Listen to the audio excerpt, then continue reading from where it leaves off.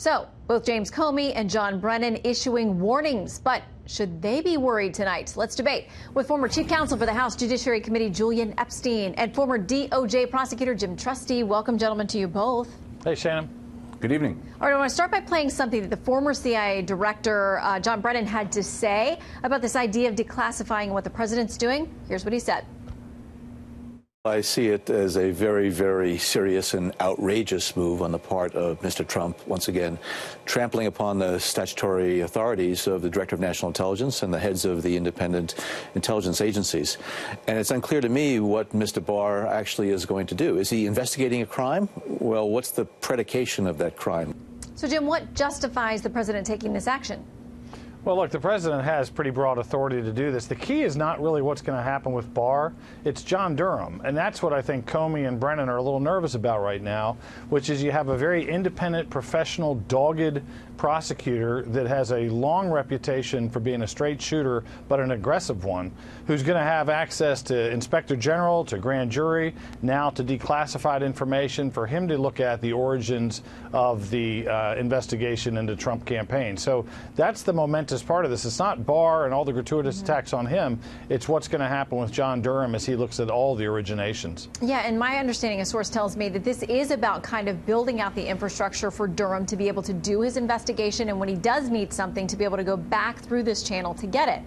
Okay, Julian, I want you to respond to a little bit more of what we're hearing from Senator Graham. You heard a bit there. I want to play the fuller soundbite for you. Barr is going to look at it from a criminal point of view. Horowitz is going to tell us about the FISA warrant, internally how the Department of Justice and the FBI behaved, and I'm going to look at all of it to make sure it never happens again. I'm going to make sure we have FISA laws that can detect when somebody's giving the court a bunch of garbage. All right, Julian, so if we get a little bit more daylight and sunlight on this thing and it turns out nobody did anything wrong, I would think that would make everybody happy. But if there was something done wrong, regardless of party, shouldn't people be worried about the weaponization of any kind of legal or federal agency or branch? Always. We should always be worried about the politicization of law enforcement. And I think in terms of Lindsey Graham's point, do we need sunlight? Sure. We should have as much sunlight on the origins of how this investigation got started. I think it's been investigated. It's been investigated when the Republicans were in charge of the Intelligence Committee. And I think it always showed that it started because the Russians were in contact with at least 4 different members of the Trump campaign.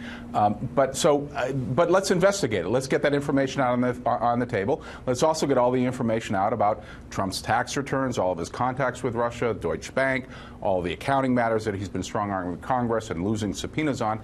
That's all fine. I think we should get as many facts on the table. I think Brennan's point he was making a different point, which is these classification decisions have always been at the CIA and the intelligence agencies, and then kind of porting them over to the Department of Justice because there's a political agenda is what he's objecting to. But, you know, I want to make one other point, Shannon, which I think is very, very important. And I speak as somebody who kind of helped the fight against an impeachment inquiry 20 years ago, the Clinton impeachment inquiry.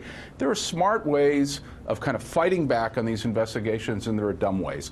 When the Mueller report came out, the polls were pretty decent for Trump. And I think if he had just taken a more cooperative approach towards Congress and said, look, you guys investigate what you want.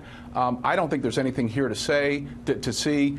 I think he could have wound down this Russia investigation relatively quickly by summer. What he's doing now, I'll come to a conclusion, what he's doing now with all of this stuff is he's breathing life into this entire Russia debate. He's giving them something that he should close down instead. He's breathing life into something, and he's starting to lose in the polls. Most Americans think that that the Mueller report did not exonerate him, and he's been untruthful. Okay, let me get you back in here. But polls also show, and we had a number of them on the show last night, that most people, the majority of people, regardless of party, say enough already. The thing has been investigated to death. He allowed his people to talk. It's time for the Democrats to start legislating. But Jim, based on all these court battles and the subpoenas back and forth, I'm not sure that's where we're going right now. Well, look, I'm not sure that Trump appeasing people, even if that was in his DNA, was exactly going to work here. But look, as to the legal part of this, and this is what's really kind of a shame, is that it's become a partisan issue, that you have Comey, screaming through Twitter and going on The View and complaining, and Brennan raising his head, and then Trump saying things like treason. You got a lot of fire, a lot of histrionics, but we should all care